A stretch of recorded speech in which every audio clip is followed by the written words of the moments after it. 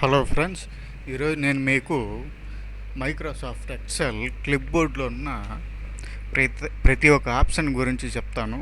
Cut, copy, format, paint, plus ఇక్కడ వచ్చేసి paste selections, formula ఇవన్నీ చెప్తాను. జాగ్రత్తగానండి ఫ్రెండ్స్. క్లిప్బోర్డ్లో వచ్చేసి కట్. ఇప్పుడు మనం ఏదైనా ఒక లెటర్ కానీ ఒక వర్డ్ కానీ కట్ చేయాలంటే కంట్రోల్ కంట్రోల్ పట్టుకొని control X, control V, control V వచ్చేసి పేస్ట్. ఇక్కడ వచ్చాను మీకు కంట్రోల్ ప్లస్ సి వచ్చేసి కాపీ, కంట్రోల్ ప్లస్ వి వచ్చేసి పేస్ట్, కంట్రోల్ ప్లస్ పి వచ్చేసి ప్రింట్, కంట్రోల్ ప్లస్ ఎక్స్ వచ్చేసి కట్టు, కంట్రోల్ ప్లస్ డి వచ్చేసి డీసెలెక్ట్. డీసెలెక్ట్ అంటే ఏంటి అంటే, ఈ డీసెలెక్ట్ అనేది చాలామంది తెలియదు, ఎవరు చెప్పరు. కానీ ఇప్పుడు ఈ సెల్ మొత్తం కాపీ చేశారు, ఇది సెలెక్ట్లో ఉంది. ఎక్కడికి వెళ్ళినా మీకు అది డీసెలెక్ట్ అవ్వట్లే. అప్పుడు ఏం చేయాలి? ఈ విధంగా టైప్ అనే చేయాలి. ఈ డీసెలెక్ట్ అనేది ఇంకో విధంగా కానీ పనిచేస్తుంది. కంట్రోల్ డి కొడితే మీరు సెలెక్ట్ చేసిన సెల్స్ అన్నీ డీసెలెక్ట్ అయిపోతాయి. ఇది ఒక షార్ట్ కట్ అండి. ఇందులో వచ్చేసి మీకు కట్ కాపీ కానీ చెప్పేసాను. ఈ కట్ కాపీ ఎలా అంటే, ఒక సెల్ సోము అనే నేమ్ని కాపీ చేశాను, పేస్ట్. ఇక్కడ పేస్ట్ చేసుకోవచ్చు ఈ విధంగా. అదే మనం షార్ట్కట్ యూజ్ చేసి చేయాలి. స్పీడ్గా రావాలంటే షార్ట్కట్ యూజ్ చేసి చేయాలి. ప్లస్ ఇంకో విషయం ఏంటంటే, ఉన్న సెల్లు మనము డీసెలెక్ట్ చేయాలి అంటే ఎంటర్ కొట్టినా డీసెలెక్ట్ అవుతుంది, ప్లస్ కంట్రోల్ డి కొట్టినా డీసెలెక్ట్ అవుతుంది. ఇంకేదైనా సెల్లు ఇప్పుడు ఇది ఉంది, ఇంకేదైనా సెల్ కాడికి వచ్చి డబుల్ క్లిక్ ఇచ్చినా కానీ పోదు. ఇది ఓన్లీ ఎస్కేప్ కొట్టినా కానీ పోతుంది. ఎస్కేప్, కంట్రోల్ డి, ఎంటర్ ఇచ్చినా కానీ డీసెలెక్ట్ అవుతుంది సెల్లు, ఇబ్బంది ఏం లేదు. ఫార్మాట్ పెయింటర్ అంటే ఏంటి అంటే, ఇప్పుడు ఇక్కడ నేను నేమ్ అన్నీ background colour with text colour ఇచ్చాను.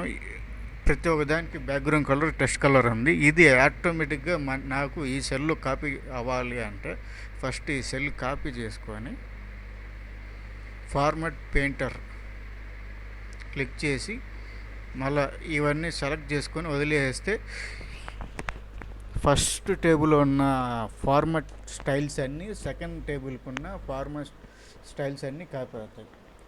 మనము మళ్ళీ మనం అప్లై చేసుకోవాలంటే అవ్వదు. స్పీడప్ కావాలి. మన స్పీడప్ అవ్వాలంటే ఈ విధంగా మనము స్పీడప్ చేసుకోవాలి.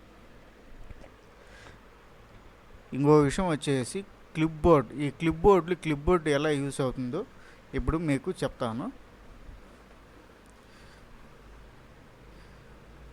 ఇప్పుడు ఇక్కడ మనకి 25 to 30, 50 కావాలి. ఇవన్నీ సెలెక్ట్ చేసుకునేదానికన్నా మనము ఇప్పుడు మీకు సింపుల్గా చెప్తాను.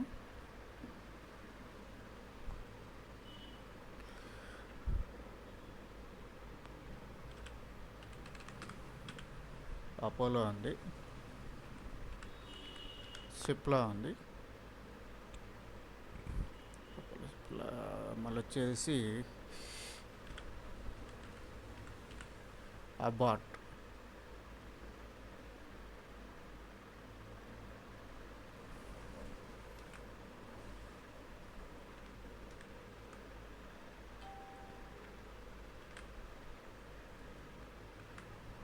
ఓకేనా ఫ్రెండ్స్?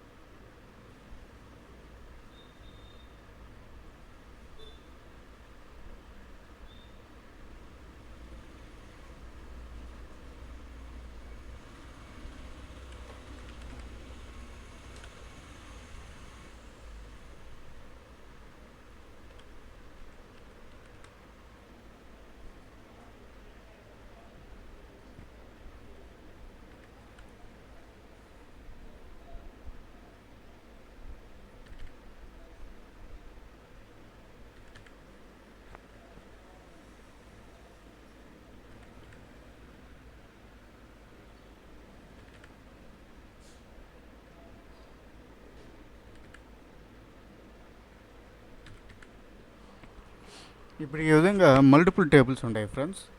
ఈ విధంగా ఒక టేబుల్ ఉంది. ఈ టేబుల్స్లో మనము ఓన్లీ అబౌట్ అనే కంపెనీలో ఉన్న ప్రైజెస్ మాత్రం తీసుకోవాలి. నాకు ఈ రెండు కంపెనీలు వద్దు. ప్రతి ఒక్కసారి అబౌట్ నాకు ఈ టేబుల్ అంతా ఇంకొక టేబుల్లో కాపీ కావాలి. ఇది ఒక టేబుల్ అనుకోండి. ఈ టేబుల్ కాపీ కావాలి. ఈ టేబుల్ కాపీ కావాలి అంటే ఏం చేయాలంటే క్లిప్ బోర్డ్,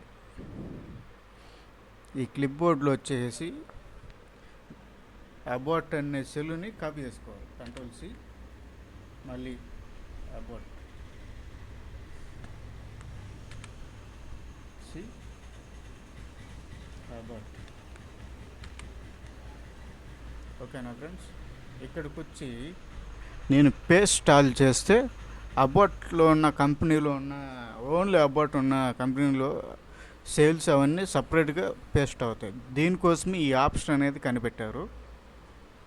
ఈ అబౌట్ అనే ఈ క్లిప్ బోర్డ్ అనేది ఈ అబౌట్ అనే కంపెనీ మాత్రమే మనకి పేస్ట్ అయింది.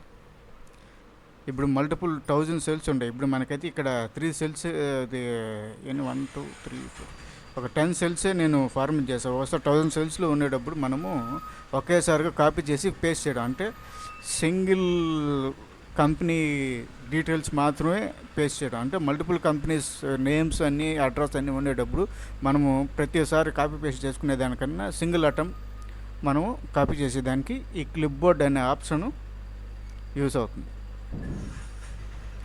లాస్ట్కి వర్క్ అయిపోయినాక క్లియర్ చేయాలి, లేకంటే ఆల్రెడీ మనం కాపీ చేసిన సెల్ అడ్రస్ మొత్తం మళ్ళీ పేస్ట్ అవుతుంది.